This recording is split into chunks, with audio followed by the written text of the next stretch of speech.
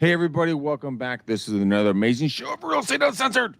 We have a great great guest, Mr. Matt. Guys, this is the luxury king, okay, with Keller Williams. This guy crushes skulls and does not take any apologies, okay? He knows how to make it happen. If you guys want to learn how to do luxury, this is your show. But before we get to Matt, I got my incredible, great co-host, Mr. Nick Sakis. What's up, brother? How Yes, are you? sir. What's up, buddy? I'm excited because I've already talked to Matt about all the things that I know he's going to talk about in a different group, Real Estate Artificial Intelligence. If you guys aren't in that group, I should suggest you go in there. You'll see another interview with Matt where we dropped hammer about all things artificial intelligence.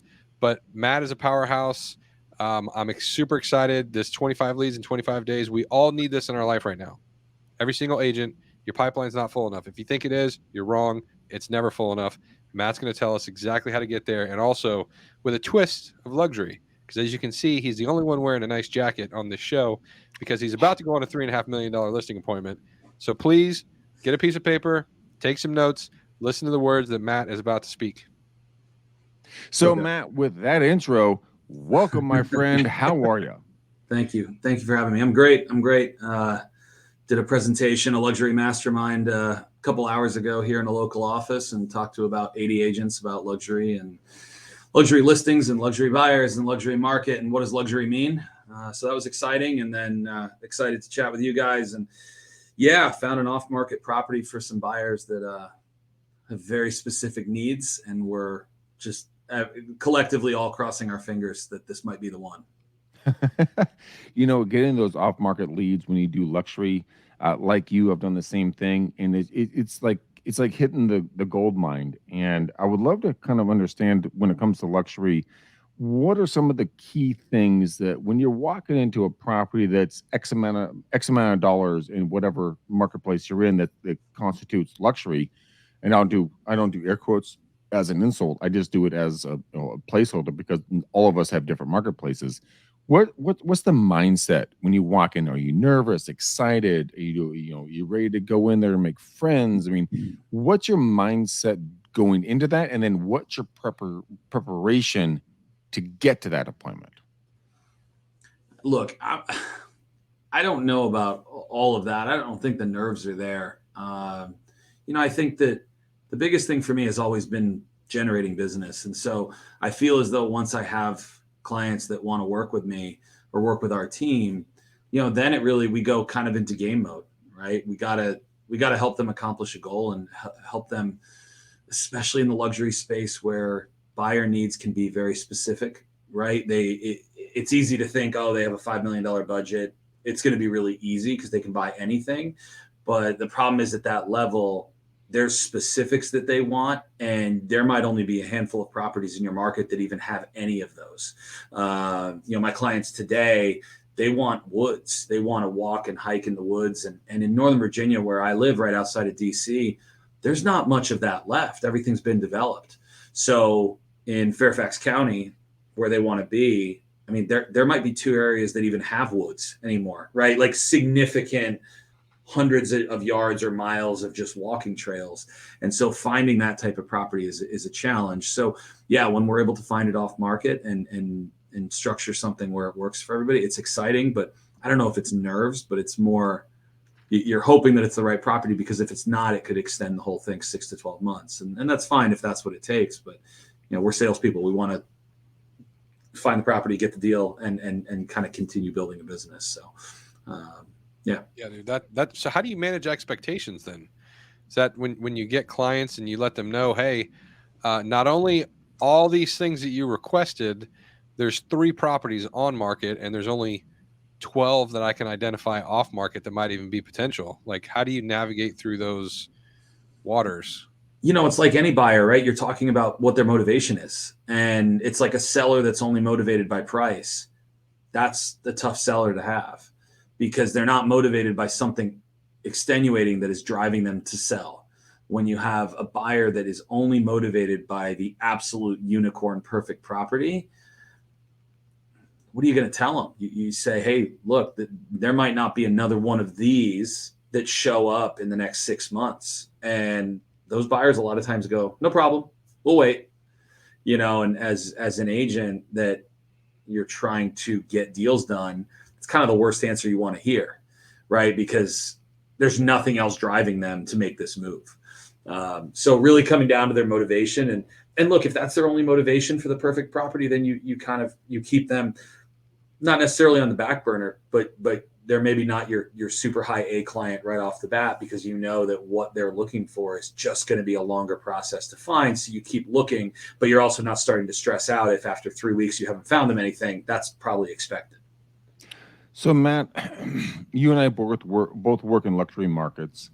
I would love to get your thought pattern in regards to how do you generate. Okay, let's say somebody wants to jump into the luxury market. Again, air quotes on whatever that means for your marketplace, ladies and gentlemen.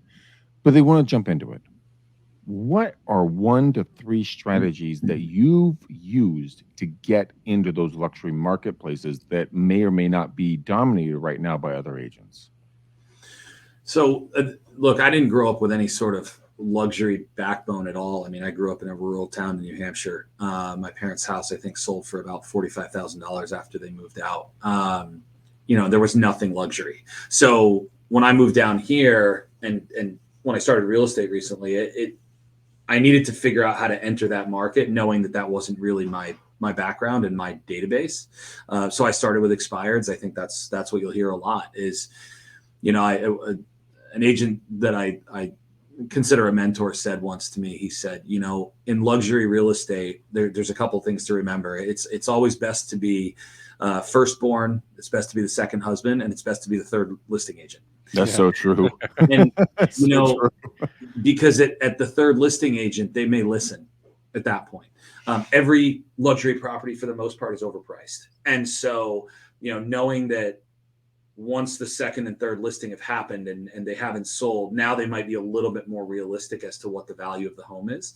And it's a good opportunity to come in and where they've put their hand up and said, hey, we're interested in selling, like any expired, but to be able to offer them maybe something different that they haven't seen yet. And then you got to be creative to go after it, right? You can't just come in and say, okay, we're going to list it at this price and put it on the market and hope for the best. And, we've used a lot of video in our marketing, and it's really helped get especially luxury expired properties to kind of pay attention to us.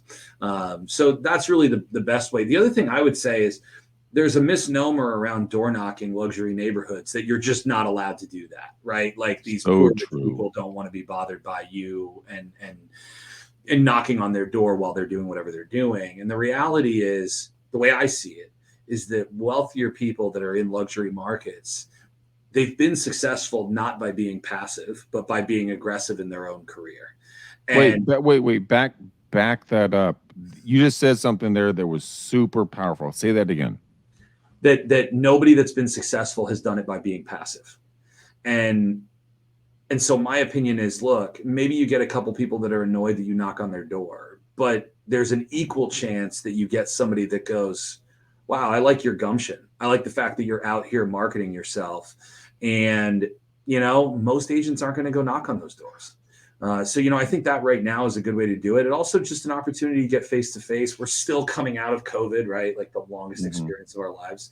It's still going on, but there's still the feeling of the world's opening back up again. So just going out and knocking on doors and saying, hey, listen, I just want you to know who I am. That's it. If you ever need anything, I'm here. Here's my card. Is it okay if I follow up with you? If you need contractors, I'm the guy to go to. Anything you need, I'm the guy to go to. And the value you create right off the bat is way more than somebody that just sent them a postcard. Yeah, dude. There was a gal. I used to be the head trainer at my past brokerage before EXP. And I'll tell you one thing. The craziest story that I ever heard was there was this younger Asian gal in a predominantly Caucasian marketplace, and she was going after this $5 million listing. And like you were saying, Matt, when it comes to just sending a postcard or doing a call or whatever else, but going belly to belly, face to face, and being consistent, persistent, and just being in these people's faces in a positive, professional manner. She showed up on this fool's doorstep on Christmas morning going, hi, my name is so-and-so. I want to list your house. And I've talked to you several times. And the guy goes, if you're this persistent, you're the agent that I want to have list my Yeah. house. And everyone's like, oh my God, you can't do that to a $5 million home. Yeah. And she did it. And she was a brand new agent because she just didn't care. She wanted to bring value and she knew her skill set. And so for Matt, the question to you, I want to kind of press on a little bit is skill sets. Do you feel when it comes to working luxury, do you have to be absolutely perfect on everything you say, or can you mumble and fumble your way through it? Can you be a human being? Kind of give me your mindset and thought pattern on that. Yeah, I mean, you're leading me into the answer, but the answer is simple, right? None of us are perfect. So there's an interesting study that was done, and I was on a panel at Family Reunion a few weeks ago, Keller Williams Family Reunion, and it was the largest or one of the largest breakout sessions of the whole event. There was about 1,000 people in the room. Dang. And we were talking about like kind of when you fuck up, like what happens. And the guy that was moderating the event said, so there was a study done that if nothing happens during the transaction negative, buyer and client retention kind of stays flat. Okay, so it just stays like it would normal. There was no blips along the way.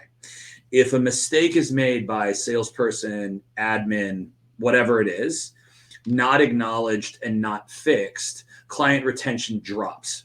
Like, which you can imagine, right? You screw up, you don't fix it, you don't acknowledge it, you kind of pretend it didn't happen.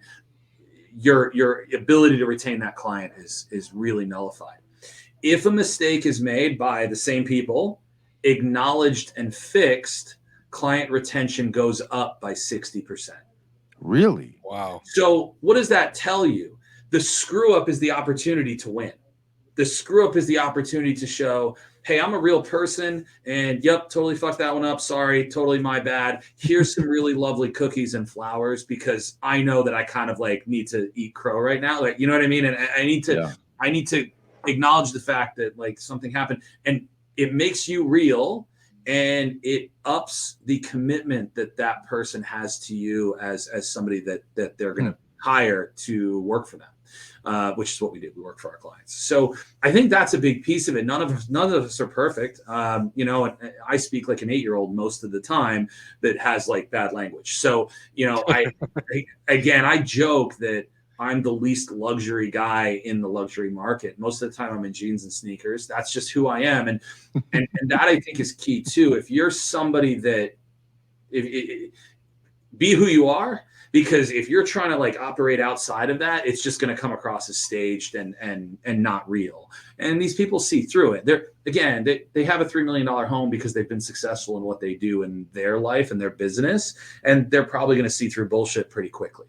So I would rather have them tell me no because I'm not their guy than yes, and then I have to fake it for the rest of the time, and inevitably like that's not going to work. Well, it's complete fucking bullshit at that point, right? Right. You know, because everybody knows a snake oil salesman when they show up at the front door. Right. Like you, I mean, I took a $5 million listing wearing jeans, a polo, a baseball hat, and Vans. Mm-hmm. And I walked in. We talked about trucks, race cars, and gas stations. Yep. And I asked him, so when do you want to get the contract signed? He's like, today. I'm like, my assistant will send it over to you immediately. And it's because you're authentically real.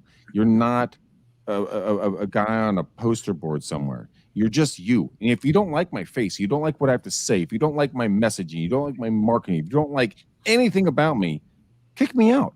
I'm out of here. I'm out. I'm gone. And I love how you're so authentic with this stuff. And when it really comes down to doing kind of checks on your business, Darren Hardy, the executive producer of Success Magazine, he's written several books, and I'm sure Matt and Nick, you're familiar with Darren. And he would sit down with his wife every Sunday, and this goes back to business in a second, guys and gals. He would sit down with his wife, and they would say, "Okay, let's critique our last week. How could I be a better partner to you?" Both back and forth, right? Mm-hmm. So what if you had that same conversation with your clients? If you sat down every Monday, Tuesday, Wednesday, Friday, whatever the day that's going to work for the client, and say, look, we're going to have a critique of how I'm doing, how you're doing as a client, and me as an agent. How can I do better? How can you do better? Would that offend you? all of a sudden it's an even playing ground and they're feeling heard. You're getting good intel on this thing. And Matt, give me your opinion. Would you ever do that with somebody? Yeah, I mean, it's a partnership. I mean, look, Yeah. any seller that's not going to price it appropriately and listen to you, it's not a partnership. They're dictating, and it's not going to work, right? So we're not working together now. True. An agent that is not going to do what they say they're going to do, that's not a partnership anymore. It's not going to work. So I always tell our clients and before their clients, look, this is going to be a partnership or it's just not going to work at all. And, we're going to ask you to do things and help us out as well, because without both of us working in the same direction, it's going to be a failure. So yeah, I think that open line of communication, I think you can communicate too much, but in this business, I don't really know that you can. And I remember there's a lender that I used to work with that her assistant was like borderline annoying, but it was great because I mean, she was over the top with her communication. So I would get an email, or I'd get a voicemail, I'd get an email, and then I'd get a text from her saying, I just left you an email and a voicemail, and here's what it said. That's awesome. And I kind of laughed like, oh, here we go again. But Yeah. I never felt like I didn't have enough information. I was at way too much, and I had it 3 times. But, for somebody like me that's an entrepreneur and doesn't, has not really organized, that was really helpful. So you want to take away the objection and they suck at this. You want to take that away. Whether you sell the house or not, you want to come out looking like you did everything you can, to get it done. Yeah. I've done over 700,000 cold calls and change growing at this point in my career. And I got this listing appointment for about $3 million, the biggest listing I ever had at that point from cold calls. And I went into it and I was scared to death walking into this thing. And I shifted my mindset, kind of like what you were talking about. And I said, you know what? This is my listing. I'm going to take it. It's already mine. I'm here to, kick butt and take names, and that's it. I found out later that the Mr. owner had advised 3 sitting U.S. presidents on economics, and his wife was some huge muck in the HR world. And I didn't know it, but I sat there and I was comfortable in my skin. I went in there. Was I scared to go into that listing appointment by myself without my team? That's not even the start of it. I was terrified, absolutely freaking terrified. Mm-hmm. But I owned my space, I owned my circle, and I just went in and did it.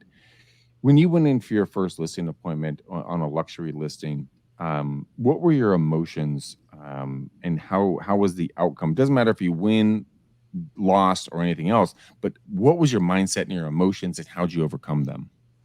The first one, the way I got it, I had buyers looking in a certain neighborhood that I wanted to work in. And I ended up knocking on the door of a house that I was kind of through the grapevine had heard might be thinking about selling. And they weren't there, but I took my card and I wrote, please call me on the back, and I put it in their door. And like, shockingly, they called me. But I don't know, I'm a former athlete. Like adrenaline kind of takes over, and I don't know if it's nerves or it's just, I got like 10 minutes to make these people, either in my camp, put them in my camp or not. And so I don't know, like the nerves didn't really ever kick in for me all that much. And I got asked that this morning.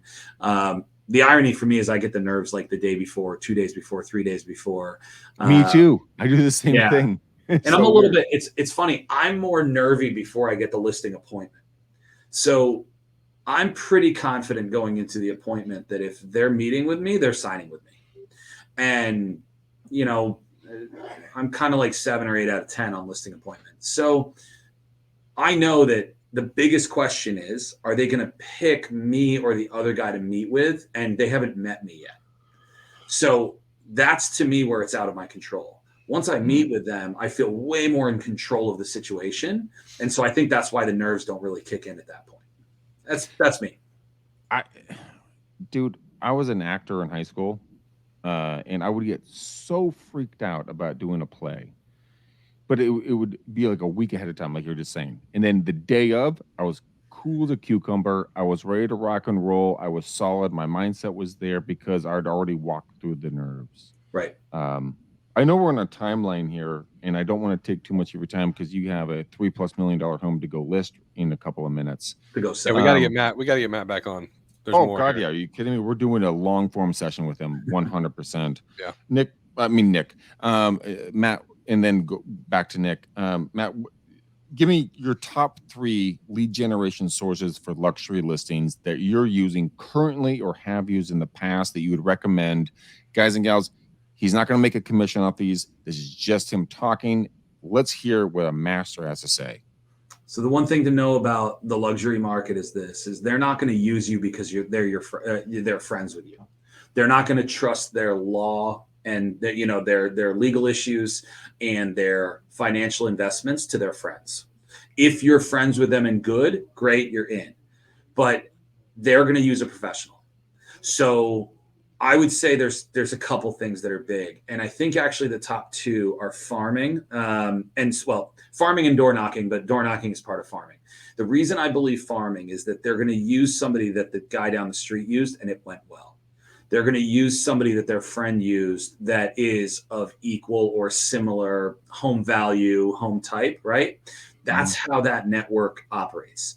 So if you can go into a neighborhood and farm it in a way that you differentiate yourself from the agent that lives there maybe, or that has sold the last couple homes, and you can network within that neighborhood for them to recommend you, you have way better chance of getting those listings than if you just go in cold. Cold calling, you can do it. I know, Greg, you're a big fan of it. I personally hate it. So it's not in my wheelhouse, right? That's where I suck, right? I'll get in front of you and we'll work all day long. On the phone, it's just not my thing. But the other piece then is expireds, because I think that's where you can target areas you want to work in, get that first listing, and then knock it out of the park and use video and use your marketing to kind of brand yourself. And then you start meeting the neighbors. And if that comes into play where a couple of people that live in the neighborhood, there was an expired there, you get the expired, and then you ask those neighbors that help you, or the neighbors to help you that that's, I think, where you can really make some impact. So if I was starting out, that's how I started out, that's what I would do. Damn.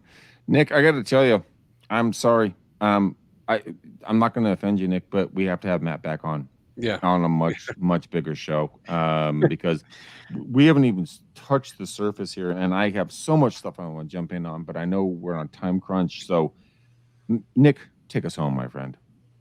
The consistent theme of this show, what I kept hearing over and over and over again, is effort, right? In the luxury space, and Matt put it perfectly, and my experience as well. So I was I say hoity-toity. I worked for Sotheby's in kind of my midterm real estate, and that was my first introduction to real luxury, say riffraff, right? Because there's a lot of there's anyway, we can get into that on another show, but there's one thing that's consistent, and these people, like Matt said, they got to where they are for a reason, right? There's far less people who hit the lottery and are in a $5 million house than a small business owner who worked his butt off for years and years and years and accumulated wealth, and the term of game recognizes game. Yeah. And I think absolutely. Matt portrays that very well, right? He's the guy, right? So if you want to be in the luxury space, you got to be the guy or the girl that people look at and go,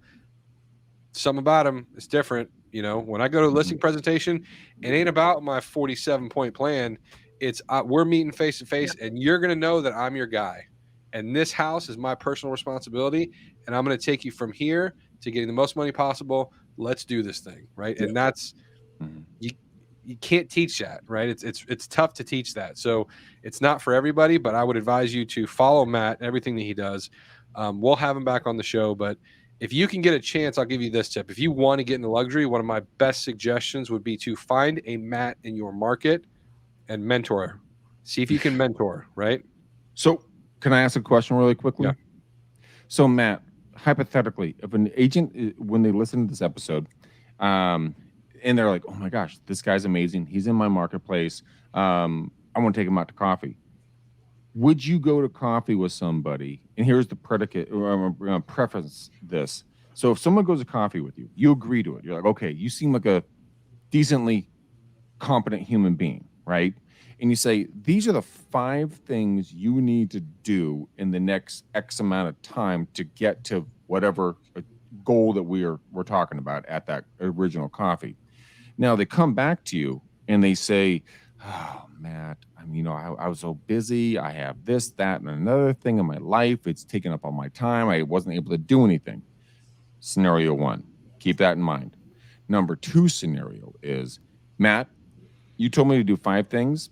I did 1, 2, 3, 4, 5. These are my results. These are my outcomes. This is my potential next steps. What are your thoughts? Who would you sit down with for a third comment or for a third meeting? I mean, obviously the second guy or girl, because here's the question. You can either have reasons or results. And, that's just the simple. I love there's agents I talk to all the time, and it's I got kids and I got this and so do I. But like, what do you want? And it just comes down to, are you willing to kick down a door or not? And so, that's a KW line, right? Reasons or results. And I love it because it speaks to me. It's very easy to go, but I didn't. And it's way more fun to go, fuck yeah, I got it. Yeah. Fuck yeah, it is. And we'll have to, when we have you on the next show, have to remind me to go talk about the KW. I saw one of my KW friends sent me the Ed Milet speech that he did at the family reunion. That was just lights out. One more, like, you're the one who's going to change, and the power of one more, like that whole thing. We could do a whole show just around that. If you were there in person, I'm jealous, because that was one of the best speeches I've ever seen on YouTube. Right. Anyway. Yeah, no, it was good. I heard it was good. I wasn't in the room because I had my panel I was on, but it was good. But yeah, and look, I'd love to chat lead gen. I love lead gen. I love developing business, and some other things coming down the pike. So love to chat with you guys again. Sweet. We're definitely doing this again. I guarantee you that is going to happen. We will talk to you back on the back end on this. Now, Matt, you're new to our show. We do something very fun on every end of our show, and we put a color for the bow on the show. So pick a color for the bow on the show. Oh, man. I know we didn't prep you in this pre-show. No. I don't know. I like red, so we'll go red. Let's go red. K-Dub red. There you go. All right. Nick, what's your color on the bow for the show, my friend? I'm going to go purple for luxury. There you go. Ooh, the King's colors. I like it. You know what? I'm going to go blue because it's my favorite color. And the reason why I like blue is because blue is a trusting color. So that's why Facebook is blue on their logo. So that's why I'm going to change my color on my logo to blue. But Matt, dude, number one, out of the gate, you're going to get that $3+ million listing. I already get it. Dude, you're a good looking man. You're on point. Right. You're going to crush skulls. You got a history. Go out there, kick ass, take names. We appreciate your time with us today. Nick, you are a sexy piece of man meat every single time I get to do a podcast with you. It's just epic. Ladies and gentlemen, this is Matt. Guys, follow him everywhere. Nick's going to put all the descriptions, all the links in our notes. Go out there, get a hold of him, get a part of his team if he's looking to hire. Not sure if you are, but I kind of put that out there. Anyways. You are now. Is it always? Okay, always. There you go. Yeah, always. There we go.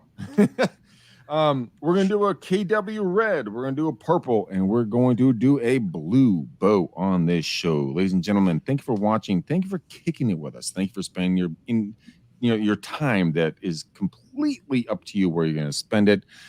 We love you. We cannot do this show without you. Please come back and watch our next episode. Share this episode if you think somebody could benefit from it, which I mean everybody could benefit from hearing Matt's voice.